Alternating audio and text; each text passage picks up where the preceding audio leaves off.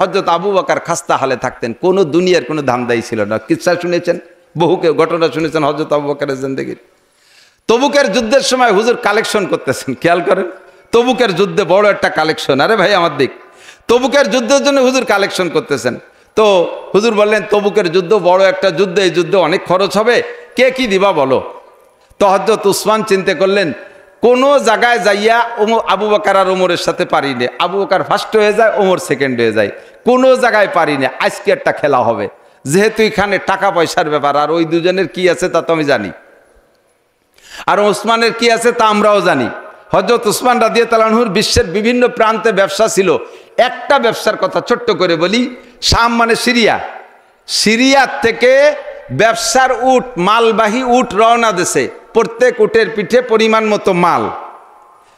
তে একটা উটের লেজ আর একটা উটের মুখ এভাবে মিশে মিশে হেঁটে আসতেছে।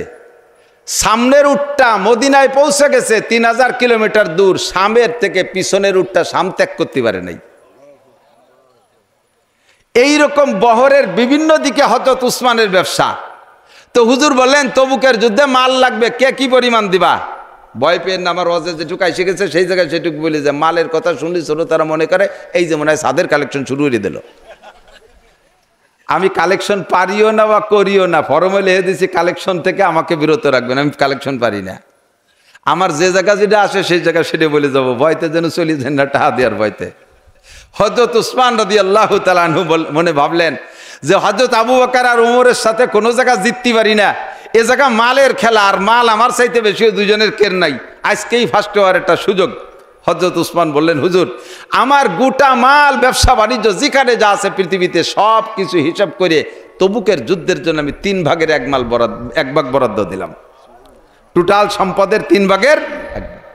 হযরত উসমান একা যে টাকা দেশে তবুকের যুদ্ধের সাদা, তাদের তবুকের যুদ্ধের মতো 10টা যুদ্ধ পরিচালনা করা যাবে, এত টাকা হযরত উসমান দেশে।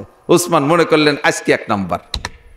কিছুক্ষণ পরে হযরত ওমর বলতেছে হুজুর তাহলে আমি একটু বাড়িতে আসি, কি দেখি দেওয়া যায়, হ্যাঁ টুটা কইয়ে কি কিরম হবে, কি দেখি আছে একটু হিসেব নিকেশ করে আসি। বাড়িতে ঘুরিয়ে গাইরে আইসা হযরত উসমান রাদিয়াল্লাহু আনহু 2 বাপ বেটা, হযরত ওমর আর আব্দুল্লাহ ইবনে ওমর 2 বাপ বেটা লুঙ্গিতি বাঁধে 2 টুল্লা, টুল্লা কইতো যে মাথায় করে টুপলা বাঁধে, 2টা টুপলা বাঁধে এনে হুজুরের সামনে দেশে দেখে যে প্রায় জিনিসের অর্ধেক, বাড়ি যা যা ছিল হুজুর হিসেব করে দেখে থাল আনছে, বাটি আনছে, চামচ আনছে, 10 মাইল চেনেন আড়ি ভাতিল দইছে, 10 মাইলে যে মহিলারা ফেস্টু দিবা না, এই 10 মাইলে সবটা অর্ধেক অর্ধেক ভাব। হুজুর কয় ওমর কি হচ্ছেন, কয় হুজুর পুরো বাড়ি যা ছিল তার অর্ধেক নিয়েছি।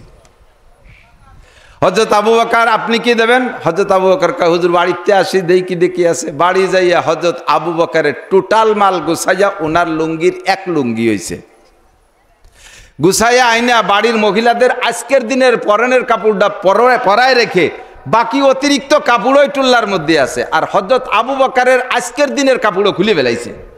তাহলে কি ন্যাংটা হয়ে যাইছেন, আস্তাগফিরুল্লাহ। উনি খেজুরের পাটি অথবা সালার একটা শর্ট পরছে, এই পইরা বাকি সব দিয়ে একটা টুপলা বাঁধে আইনে হুজুরের সামনে দিয়েছে। টুপলার মুখ খুলে দেখে যে তার ভিতরে বাড়ি নাই, এমন কিছু নাই। হুজুর বললেন আবু বকর কি করছেন, কয় সব নিয়েছি। তাতে হইছে মোটে 1 লুঙ্গির 1 টুল্লা, একজনের যুদ্ধ করার সামানও হই নেই।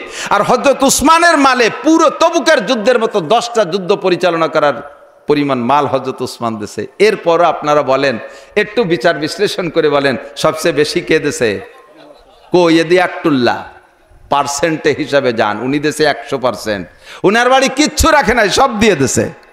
পার্সেন্টে যান হযরত ওমর দেশে 50%, 50%। যান হযরত উসমান যত বেশি দিক দেশে কত 33%, 31, তাই না, 30%। 1 ভাগ 3 ভাগের 1 ভাগ দেশে, 3-এর 1 ভাগ দেশে, তাই না, 1 ভাগ দেশে, 3 ভাগের 1 ভাগ, উনি দেশে 1/3 দেশে, 3 ভাগের 1 ভাগ দেশে। তো 33% দেশে, 3 ভাগের 1 ভাগ। পার্সেন্টের হিসাবে গেলে হযরত আবু বকর সেই 1 নম্বর, ওমর 2 নম্বর, হযরত উসমান 3 নম্বর। ঠিক কি ঠিক না? আল্লাহু আকবার। হযরত উসমান কয় এত দিও ভাষ্ট হতে পারলাম না।